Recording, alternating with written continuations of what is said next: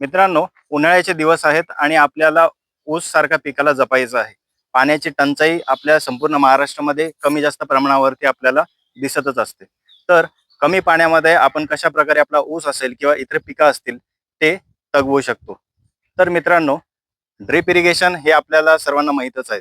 पण जर का आपल्याकडे सध्या ड्रिप नसेल आणि आपल्याला जे की सरी आणि वरंबा या पद्धतीने जर पाणी द्यायचं असेल, तर अशी कुठली पद्धत आहे ज्याने आपण कमी पाण्यामध्ये आपलं संपूर्ण जे काही पीक असेल ते पाण्याखाली आणू शकतो? तर मित्रांनो, सर्ज इरिगेशन आज आपण जाणून घेणार आहोत. सर्ज इरिगेशन म्हणजे काय? तर मित्रांनो, सर्ज इरिगेशन मध्ये नेमकं आपण करतो काय? तर साधारणपणे ही जी आपली काही सरी आहे, तर ही समजा 100 मीटर आहे. तर साधारणपणे आपण ही एक सरी आणि ही एक, या दोन सऱ्या आहेत. तर आपल्याला समजा या दोघांना पाणी द्यायचं आहे. तर सर्वात प्रथम आपण एका सरीला पाणी द्यायला सुरुवात करायचं आहे.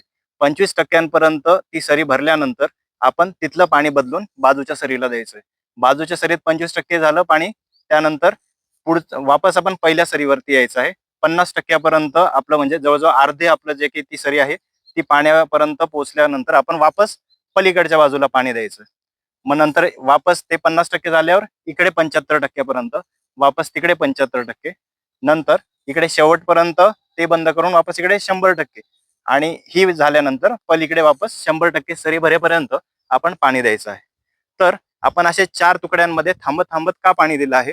कारण की ज्या वेळेस ही माती आहे, तर या मातीमध्ये जे की बारीक बारीक हे जे छिद्रे आहेत, तर पाणी दिल्यानंतर काय होतं, तर जे की पेनिट्रेशन आहे पाण्याचं, जे की पाणी खाली झिरपतं, तर त्याची झिरपण्याची जी गरज नसलेलं पाणी, म्हणजे जे की आपले मुळं आहेत झाडाचे, त्याच्याही जास्त खोलीपर्यंत जे पाणी जातं ते कुठल्याही प्रकारे शेतकऱ्याच्या कामाचं नाहीये. ते आपलं सरळ नुकसान होत आहे. जे पाणी आहे, तर ते जेव्हा आपण याच्यावरती सोडतो आणि 25% पर्यंत ते पाणी थांबतं. तर त्याच्यानंतर ते जे पोर्स असतील, जे काही छिद्रे आहेत, तर ते जमिनीमधले आपल्याला बुजतात. त्याच्यानंतर आपण थोड्या वेळानंतर वापस 5, 10, 20 मिनिटानंतर ज्यावेळेस वापस त्या सरीवरती पाणी देतो, तर सुरुवातीच्या भागामध्ये अतिरिक्त पाणी खोलवर न जाता ते पाणी लवकर पुढे सरकतं. आणि अशा प्रकारे आपण 30% पर्यंत पाण्याची बचत करू शकतो.